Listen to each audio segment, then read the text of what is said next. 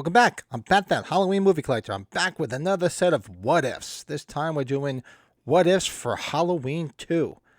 Meaning, if you watched the last video, what if certain scenarios didn't happen in the film or turned out a different way? How would it have altered things? So I had a lot of fun with the original Halloween. Go back and check that one out. And let's do Halloween 2. 10 what ifs. Number 1, what if Mr. Elrod in his chair was not sleeping?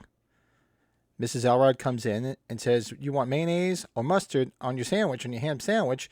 She walks in and there he is sleeping in his chair. What if he wasn't sleeping? What if he decides to get up and help her make the sandwich or talk to her and runs into Myers? Does he take the knife and kill both of them? Would have been a pretty interesting scene. See what happened. Number 2, another what if. What if after Myers left the Elrod house and he went to open the door to go into Alice's house? Remember the scene? Alice is on the phone with Sally. She's telling him about what happened in town. She hears the sirens, and you see him back in the distance, off behind her, her front door open and Michael come in. What if the door was locked? You know, I guess maybe it's considered a safe neighborhood. She didn't have her door locked. Not everybody has their door locked 24/7. But what if the door was locked? Would he just moved on into a different house? Would he have tried to go through? She was in the kitchen. Maybe it was a kitchen door. Maybe he would have snuck around the other side. Now here's a big what if.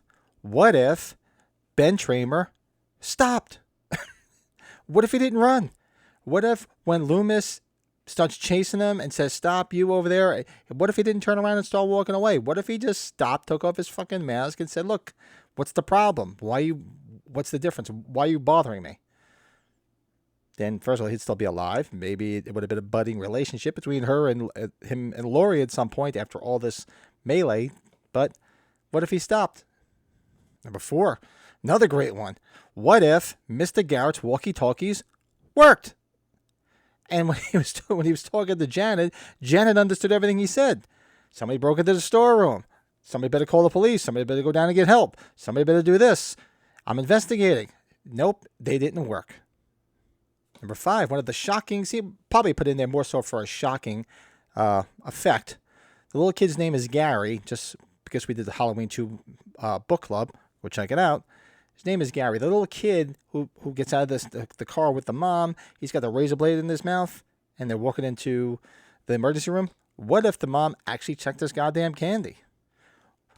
My kids are older now. They don't trick-or-treat, but every time they trick-or-treated, me and my wife would just dump everything out, go through all the candy, make sure everything looks safe, and we'd make sure that we only went to places that we could trust, but we always look through their candy, also so I could steal all the peanut butter cups, but that's a different story. My kids don't watch this, so I won't get in any trouble. But yeah, what if she checked it and he wouldn't have been into a razor blade? Actually, number 6, even before the walkie-talkie scene, what if Mr. Garrett was paying attention and saw Michael on the goddamn cameras, on the monitors, walking around? He's too busy reading his magazine, newspaper, and what if he would have seen Michael? What if he went out looking for him? Now, this would have been interesting to see how this played out. What if, number 7, what if Laurie's parents actually answered the damn phone? What if they had left the party that they were at with Dr. Mixter and went home? Or if they were still at the party and they reached out to them at the party and they answered? Because nobody seems to know where the hell they were. They're not at the party anymore. They're not at home. Well, where the hell are they? I mean, granted, this is the days, there's no cell phones, no nothing. But at some point, they would have come home. Even if they would have stopped for a snack on the way home or something. Maybe they parked the car somewhere and mom and dad were getting a little busy. Who the hell knows? But where the hell were they? What if they answered the phone and showed up at the damn hospital? Or they have gotten killed?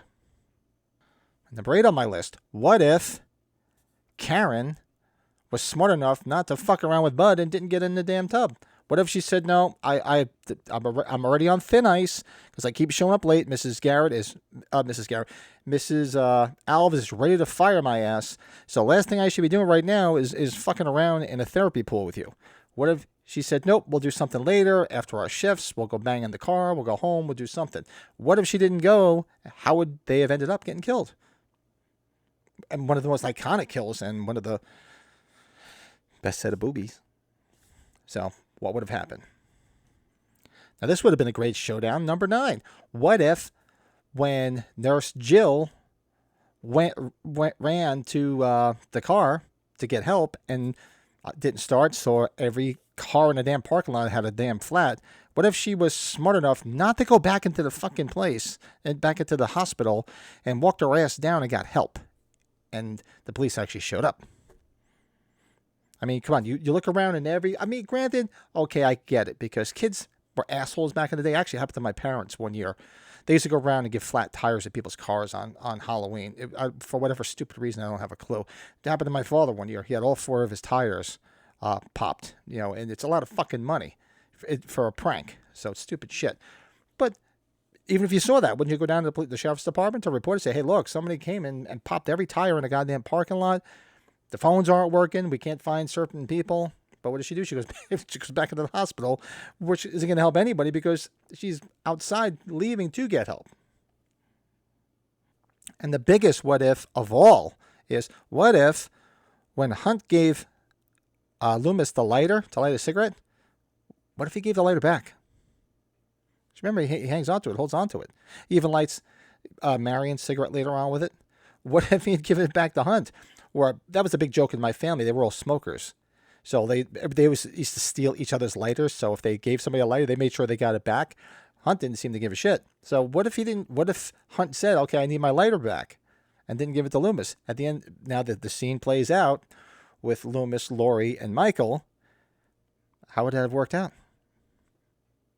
The whole explosion scene wouldn't have happened. So those are just 10 what ifs. There's more. There could be plenty of other what ifs. What ifs in Halloween 2 did you catch? What if somebody did this? What if somebody did that? What in the beginning? What if he only got 6 times instead of 7? No, that's just a continuity error. Just kidding. But what are your what ifs? Maybe I missed some. Maybe you have some other ideas. Let me know in the comments. I'd love to hear them. This is all fun speculation shit because it just makes you think about certain things. And of course, you have to suspend disbelief in horror movies because if they made the right choices, there would be no friggin' movie, right? But this is just fun to speculate on things that if certain things didn't happen, how could it have gone a different way? That's just basically what this exercise is. So let me know if you enjoy this. You like the last what if? I'm going to be doing it probably for each movie now.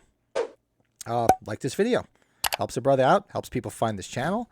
Be doing Halloween 3 right after this. And actually, I went through and already made the list. So that's going to be another fun one. One of my favorite films in the franchise. Very divisive. Some like it, some don't. It's finally found its place, thankfully. So that'll be coming out. Make sure you subscribe to the channel. You like Halloween. You like horror. We do live podcasts, movie watch-alongs, break each other's chops, drink beer, act like jackasses. So subscribe, and you'll see all that in a nutshell. Okay? So until the next What If video, talk to you soon.